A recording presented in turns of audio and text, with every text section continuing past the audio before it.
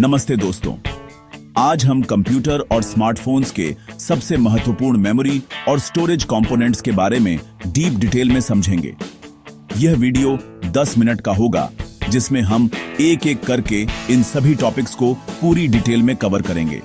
पहला, रोम यानी read only memory क्या है, कितने प्रकार की होती है। दूसरा, रैम यानी रैंडम एक्सेस मेमोरी कैसे काम करती है। DDR4 और DDR5 में क्या अंतर है। तीसरा, cache memory L1, L2, L3 cash क्या होता है। चौथा, HDD बनाम SSD स्पीड, प्राइस और लाइफ कैसे तय करें कि कौन सा बेहतर है। पांचवा, GPU और ग्राफिक्स इंटीग्रेटेड बनाम डेडिकेटेड GPU RAM क्यों मायने रखता है। तो बिना समय गंवाए चलिए शुरू करते हैं। रोम का full form read only memory होता है, यानी इसे सिर्फ पढ़ा जा सकता है, लिखा नहीं जा सकता। हालांकि आजकल कुछ रोम को अपडेट किया जा सकता है। पहला, मास्क रोम फैक्ट्री में ही प्रोग्राम किया जाता है, यूजर इसे मॉडिफाई नहीं कर सकता। दूसरा, प्रोम यूजर इसे एक बार प्रोग्राम कर सकता है। तीसरा, EEPROM अल्ट्रावायलेट लाइट से डिलीट किया जा सकता है। चौथा, EEPROM बिना UV के इलेक्ट्रिक सिग्नल से डाटा मिटाया जा सकता है। इसके अलावा BIOS या UEFI कंप्यूटर बूट करने के लिए और फर्मवेयर मोबाइल, स्मार्ट वॉच या IoT डिवाइस में इस्तेमाल होते हैं।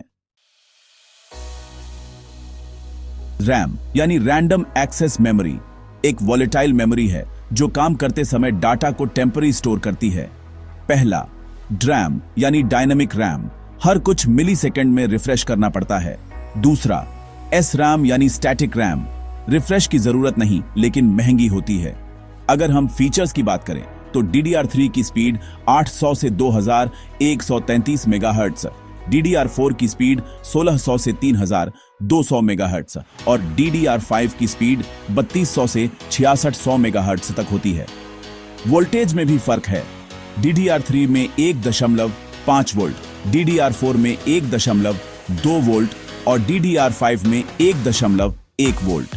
मल्टीटास्किंग यानी एक साथ कई सॉफ्टवेयर चलाना और गेमिंग, ज्यादा रैम मतलब बेहतर gaming performance. Cache memory CPU के अंदर होती है और यह सबसे फास्ट मेमोरी है।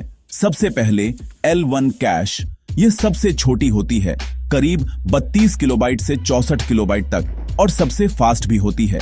फिर आती है L2 कैश, ये थोड़ी बड़ी होती है, 256 किलोबाइट से 1 मेगाबाइट तक और L1 से थोड़ी धीमी होती है। और आखिर में L3 कैश जो सबसे बड़ी होती है, 2 मेगाबाइट से 32 मेगाबाइट तक और इसे सभी CPU कोर शेयर करते हैं। CPU की परफॉर्मेंस बढ़ाने के लिए फ्रीक्वेंटली यूज होने वाले डाटा को यहीं स्टोर किया जाता है। मैकेनिकल डिस्क यानी स्पिनिंग प्लेटर्स वाली ड्राइव्स ये सस्ती होती है और ज्यादा स्टोरेज देती हैं, 1 टेराबाइट से लेकर 10 टेराबाइट या उससे भी ज्यादा। लेकिन इनकी स्पीड थोड़ी कम होती है, करीब 100 से 200 मेगाबाइट प्रति सेकंड। वहीं SSD में कोई मूविंग पार्ट्स नहीं होते, ये फ्लैश मेमोरी पर चलती है। इनकी स्पीड बहुत तेज होती है, करीब 500 से लेकर 3500 मेगाबाइट प्रति सेकंड तक। साथ ही ये कम पावर यूज करती हैं और ज्यादा टिकाऊ भी होती हैं। तो अगर आपका बजट लिमिटेड है और ज्यादा स्टोरेज चाहिए तो HDD चुनें, लेकिन अगर स्पीड और परफॉर्मेंस चाहिए तो SSD बेस्ट है। GPU यानी ग्राफिक्स प्रोसेसिंग यूनिट एक विशेष प्रोसेसर है जो ग्राफिक्स और वीडियो प्रोसेसिंग के लिए बनाया गया है। इसमें 2 तरह के GPU होते हैं।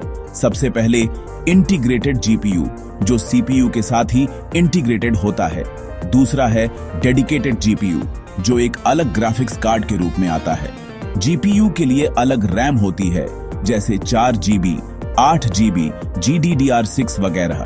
ज्यादा VRAM का मतलब है बेहतर 4K गेमिंग और रेंडरिंग एक्सपीरियंस। तो आज हमने सीखा ROM यानी परमानेंट स्टोरेज, जैसे BIOS या फर्मवेयर के लिए RAM यानी टेम्पररी स्टोरेज जो एप्स की स्पीड बढ़ाता है। कैश मेमोरी जो CPU की परफॉर्मेंस को बूस्ट करती है। HDD और SSD का फर्क, स्पीड बनाम स्टोरेज और GPU जो ग्राफिक्स और गेमिंग के लिए जरूरी है।